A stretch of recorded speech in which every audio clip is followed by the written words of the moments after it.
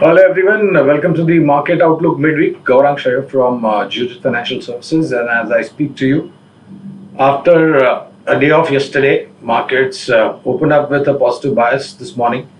But as I speak to you, the gains that were witnessed in the morning have been given off, and the levels right now on the indices, Sensex is at about 61,200 with about 20 points plus.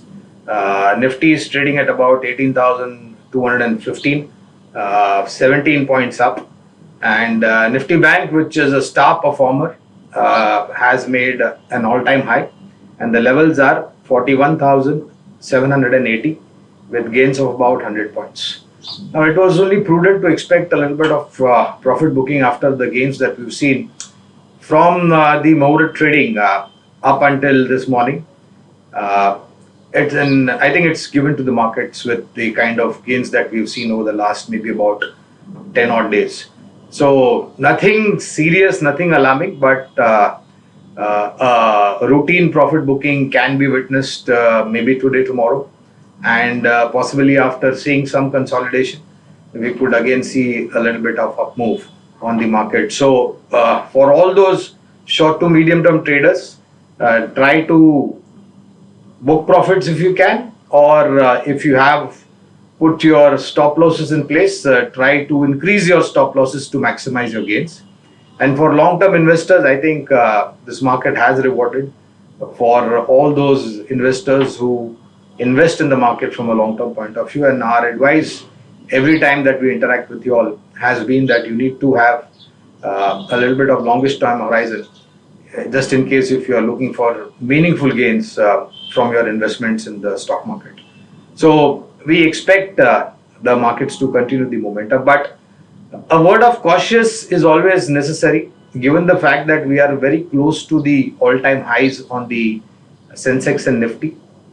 There is a possibility that before we cross over, some consolidation can be witnessed, and that's what exactly we are referring to in the markets in terms of profit booking from the levels that we saw this morning.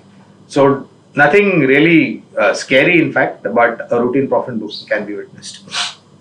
On the rupee dollar and energy basket, rupee has gained strength, 81.54 rupees to a dollar. Significant strength, in fact, from the levels of weakness in the rupee to the levels where it is right now.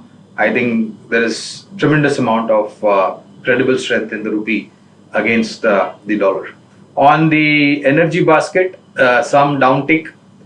Brent is at about $94.93 per barrel, and NYMEX is at about $88.39 per barrel. So there has been slight weakness, but you remember the commentary that we shared with you with respect to the production cut of about 20 lakh barrels per day by OPEC plus. This may lead to a little bit of bump up in the crude oil prices. And not to forget, we are going to see winter approaching, and if it is going to be a very severe winter, then demand for crude oil is definitely going to go up. So maybe in immediate short to medium term, there could be some levels on the higher side. But the news flows on the crude oil is that Russia has turned into one of the largest suppliers for India's requirement of energy, and that too at a reasonable price.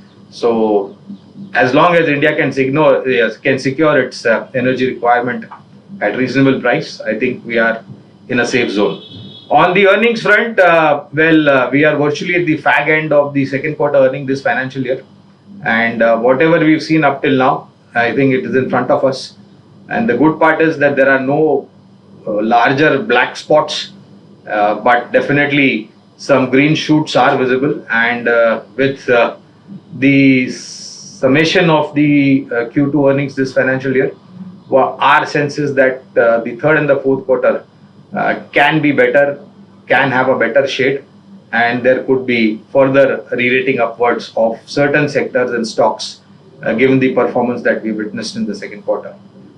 Other than this, we do not see any kind of major significant event lined up. Of course, There are state elections, so that may possibly have some amount of impact on the market as and when the results are out.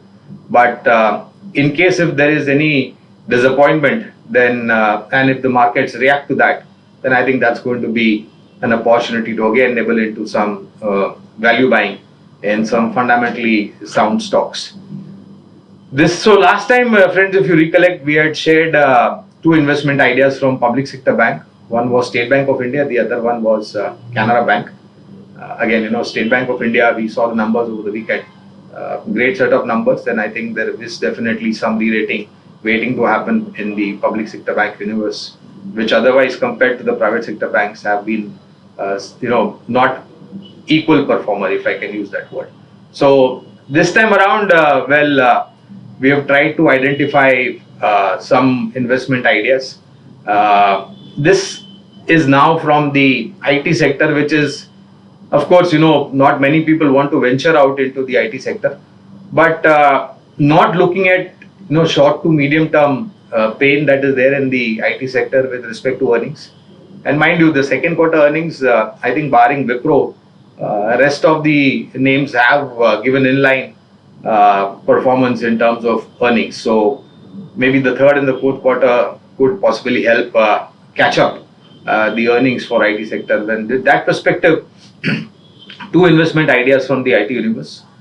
First one is Persistent Systems, mid-cap IT name, of course. And the second one is in form of Tech Mahindra. These are the two investment ideas from a long-term point of view on the fundamental side. Try to start nibbling into the stocks, and as and when you get some correction, try to add to the stock with the longest time horizon. Our sense is that next financial year we should see positivities from the IT sector. And mind you well, in terms of valuation and the correction that we've seen, IT sector has become attractive for long-term investors. So two investment ideas, Persistent Systems and Tech Mahindra from a long-term point of view. And be patient with the stocks, of course, given the kind of headwinds that they are facing right now. Thank you very much for your patience hearing, and I'll see you again next week. Till then, take care. Bye.